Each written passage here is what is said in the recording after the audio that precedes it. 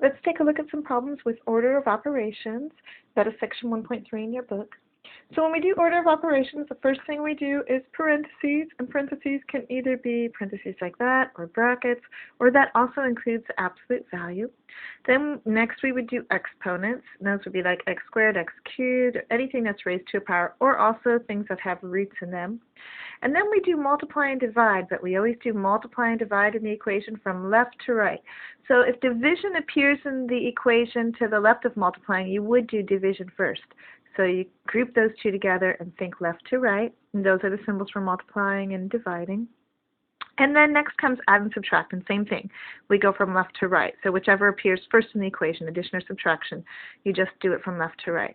So one way to remember this is the famous one people always say is, please excuse my dear Aunt Sally, or you can remember it by saying purple elephants may dance and sing.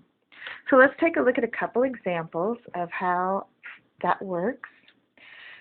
So our first example right here, we have some brackets and then parentheses, 15 minus 6 divided by 2, parentheses times 2 minus 4, bracket divided by 2. So the first thing I'm going to do is look for my parentheses. Well, I have parentheses inside my bracket, so I need to do those first. So I'm going to look at these parentheses, and inside these parentheses I see, oh, I have division. So I'm going to do that division first. So I have a negative 6 divided by 2, that gives me a negative 3. So I wrote that down here, and I just kept everything else in the equation the same. Next, I take a look and I say, hey, now I still have parentheses inside my bracket, so I'm going to go ahead and do what's inside here next. So 15 minus 3 gives me 12. So now inside the brackets I have 12 times 2 minus 4 divided by 2. Now I'm going to look inside these brackets and say, well, what comes next? Well, according to my PEMDAS rules, I use multiplication next. So 12 times 2 gives me 24. So now in my brackets I have 24 minus 4 divided by 2. Next, I'm going to look and say, hey, I still have brackets. That's still in my order of operations. So 24 minus 4 gives me 20. And I still have a divide by 2. Now I don't have parentheses anymore, so I look at my list of PEMDAS, and I'm going to do division. So 20 divided by 2 gives me 10.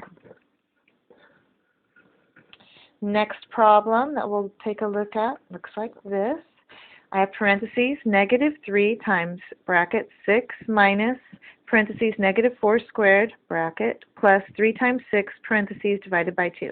So again, my PEMDAS rules tell me to use parentheses first, so I'm going to look inside my parentheses, and inside there I see I have brackets, and inside there I see, oh, I have exponents, so I need to do this exponent first inside these brackets. So negative 4 times a negative 4 gives me a 16.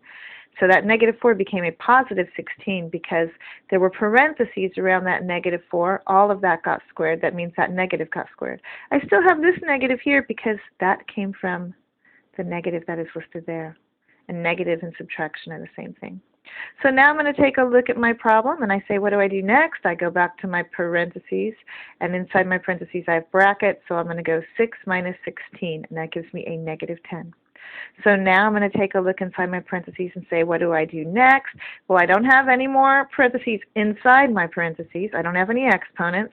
So next is multiply and divide. So I can go ahead and go negative 3 times a negative 10. Negative times a negative gives me a positive, so that becomes a positive 30. And 3 times 6 gives me a positive 18. And then I still have that divided by 2.